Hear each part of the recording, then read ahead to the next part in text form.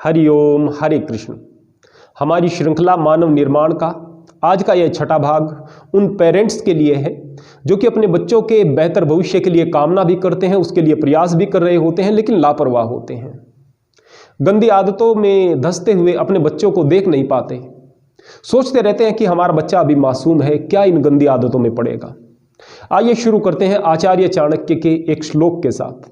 आचार्य चाणक्य नीति वचनों में कहते हैं, लालयेत पंचवर्षाणि 10 वर्षाणि ताड़येत प्राप्ते षोडशे वर्षे पुत्र मित्रवत आचरेत। अर्थात 5 वर्ष का हो जब बच्चा, तब तक उसे बहुत प्यार करो, बहुत ध्यान उसका रखो, कोमल व्यवहार उसके साथ करो। जब बच्चा 5 से 15 वर्ष तक इन 10 सालों में हो, उस वक्त उसके प्रति कठोर रहो और आवश्यकता पड़े तो दंड भी दो।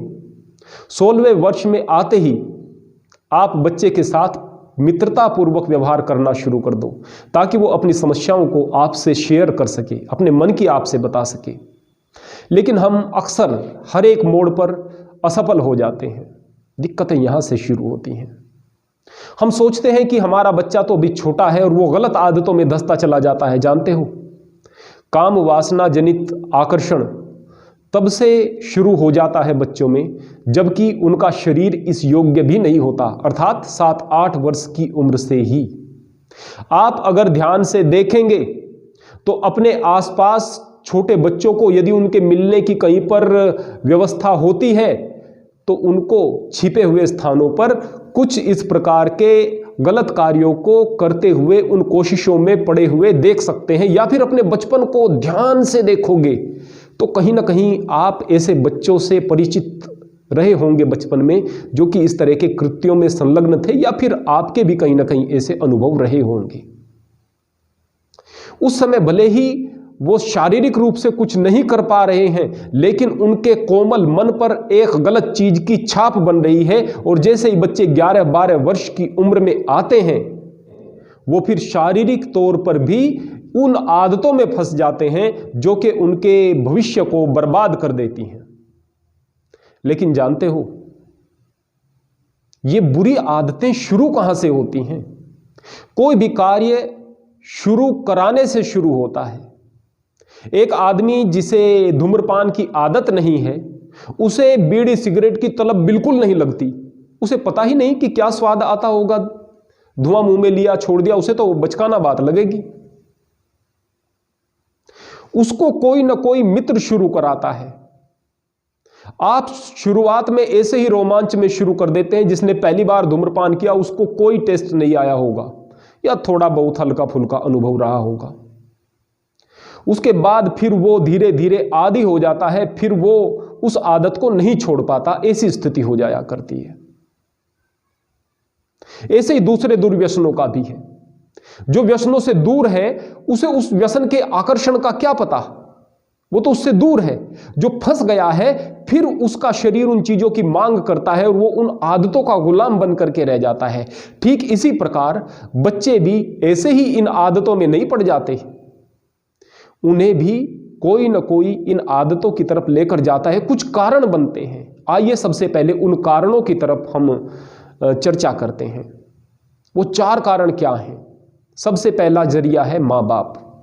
जब बच्चे कम उम्र में माँ बाप को अंतरंग अवस्था में देखते हैं तो फिर उनके अंदर एक कौतुक का भाव उमड़ता है। बच्चे, कई बार मैंने पहले भी जिक्र किया है कि लगता है आपको सो रहे हैं, बच्चे नहीं देख रहे, लेकिन वो देख रहे होते हैं, चीज़ों को समझ भी रहे होते हैं, समझने की कोशिश कर रहे होते हैं, फिर उन चीज़ों को फॉलो करते हैं या फिर समाज में कहीं से इन चीज़ों को देखते हैं।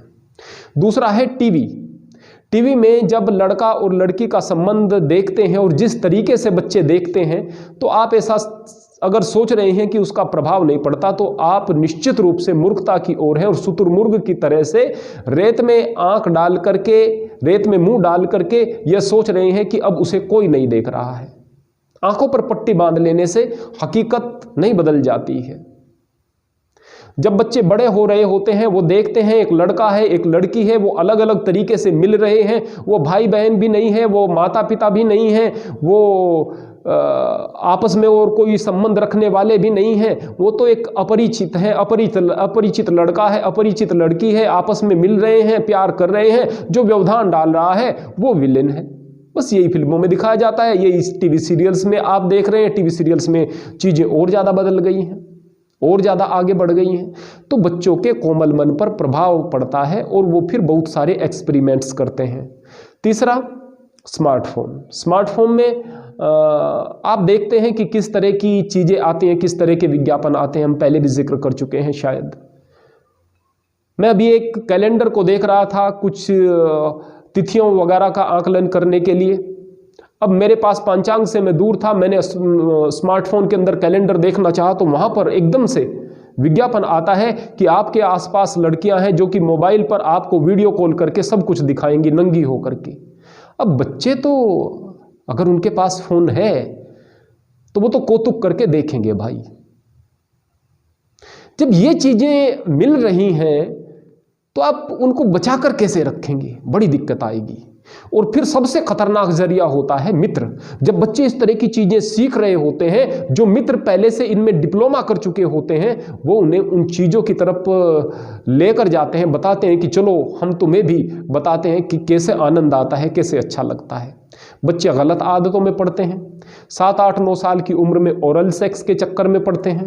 जब वो 12 वर्ष के होते हैं और फिर उसके पश्चात तो जब वो परिपक्व भी हो जाते हैं, 22, 23 साल तक की उम्र तक भी बच्चे नहीं छोड़ पाते हैं हस्त मैथुन की आदत को। और उसका परिणाम जानते हो क्या है? एक स्थिति के अंदर अगर नाइट फॉल्स होते हैं, स्वप्न दोष होता है, तो कह सकते हैं कि वह एक स्वाभाविक प्रक्रिया भी है, लेकिन उस स्थिति को पार करके वह रोग बन जाया करता है, प्रमेय हो जाया करता है और बच्चे पूर्ण रूपेण कमजोर होते चले जाते हैं। अनेक प्रकार की दिक्कतें उन्हें आती हैं, कायरता आती है, कमजोरी आती है, प्रमाद आता है, टेंशन में आते हैं, कई प्रकार की दिक्कतें आती हैं। फिर पढ़ाई लिखाई में ना उनका ध्यान लगता है और ना वो ध्यान लगाने योग्य रहते हैं। अब वो इन चीजों से रुकेंगे कैसे? जाहिर सी बात है, हमारा एक भाग था उसमें हमने बताया था कि बच्चों के अंदर संस्कार कैसे विकसित करें। सबसे पहले आप संस्कार विकसित करेंगे, संयम आप खुद रखेंगे, अनुशासन में आप रहेंगे और धार्मिक वातावरण बनाएंगे। यह तो आपकी तरफ से प्रयास है। और फिर बच्चे जब इन आदतों में पड़े हुए होते हैं, वो भी इन चीजों से बाहर निकलना चाहते हैं। फिर उनके बाहर निकलने का जरिया क्या है, तरीका क्या है?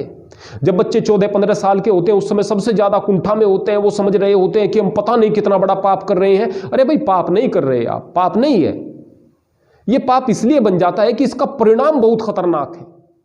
आप किसी का कत्ल नहीं कर रहे हैं, आप कोई ऐसा कार्य नहीं कर रहे हैं जिससे कि आपको सूली पर चढ़ा दिया जाए, लेकिन आप ऐसा काम कर रहे हैं जिससे कि खुद सूली पर चढ़ रहे हैं। आप अपने भविष्य को बर्बाद कर रहे हैं। जब बच्चे पहले तो पाप की भावना से भरे हुए हैं, फिर आत्मग्लानि की भावना से भरे हुए हैं और फिर उनको साइड इफेक्ट्स दिखाई भी देने लगते हैं, वो इन चीजों से छूटना चाहते हैं, नहीं छूट पाते। तो उसके लिए कुछ तरीके हैं जिनको अगर आप लोग अपनाएंगे प्यारे बच्चों, तो फिर आप लोग इनसे छूट पाओगे। या फिर माँ बाप से मैं कहूँगा कि माँ बाप बच्चों को बताएं कि ये चीज़ें हैं, इन चीज़ों का सहारा लेकर हम भी आपका सहयोग करेंगे। अगर कोई बुरी आदत है तो उससे आप छूट सकते हैं। सबसे पहला है संकल्प। आप संकल्प को दृढ़ करें। अब संकल्प को दृढ़ करने की विधि हम आगे किसी वीडियो में बताएंगे, क्योंकि उसके लिए बहुत लंबा प्रकरण बन जाएगा। दूसरा है सदाचार। अपने अंदर अच्छे चरित्र को और सच्चे आचरण को विकसित करें और आदत बना करके रखें कि हमें श्रेष्ठ बन करके रहना है। तीसरा है सत्संग। अच्छे लोगों का साथ करें, बुरे मित्रों का साथ छोड़ दें। जो तुम्हें अच्छी बात बताए उनके पास बैठें। हर वक्त अच्छी चीजों को मस्तिष्क में आने दें। उसके बाद है स्वाध्याय। पढ़ाई करो, लक्ष्य बड़ा रखो, हर वक्त पढ़ाई करो और लक्ष्य की तरफ आप केंद्रित रहो। उसके बाद है स्वकर्म। आप पूरे जोरों से कोशिश करो कि आप हर वक्त किसी न किसी काम में लगे रहोगे। घर वालों के साथ काम में हाथ बटाओ, किसी भी तरीके से अपने आप को व्यस्त रखो। और सबसे आखिरी में 6ठे नंबर पर है मेडिटेशन। अब मेडिटेशन एक हवा बन गया है। बार बार लोग मेडिटेशन का नाम लेते हैं, लेकिन मेडिटेशन क्या है, किस तरीके से किसको करना है, नहीं बताते। इसके लिए हम श्रृंखला लेकर के आएंगे जिसमें हम ध्यान की विभिन्न विधियां बताएंगे, लेकिन उन बच्चों के लिए जो अभी बच्चे हैं और ध्यान उतने प्रगाढ़ तरीके से नहीं लगा सकते, व्यसनों से बचने के लिए भी ध्यान की एक विधि होती है। उस विधि को बाकायदा हम आपको प्रैक्टिकल वे में प्रयोगात्मक तरीके से आपको करके बताएंगे। आप लोग अगर उसे जीवन में धारण करेंगे और इन सारे के सारे तरीकों को जीवन में धारण करेंगे, या फिर मैं माता पिता से कह रहा हूं कि आपके बच्चे इन चीजों को धारण करेंगे, तो निश्चित रूप से वो बुरी आदतों से बच करके तेजस्वी होंगे, ओजस्वी होंगे, बुद्धिमान होंगे और हर प्रकार से अपने ध्यान को एकाग्र करके अपनी पढ़ाई में ध्यान को लगाते हुए अपने भविष्य को बेहतर बनाएंगे, जो कि आपके लिए भी सुख का कारण बनेंगे और समाज और देश के लिए भी। हरि ओम, हरे कृष्ण।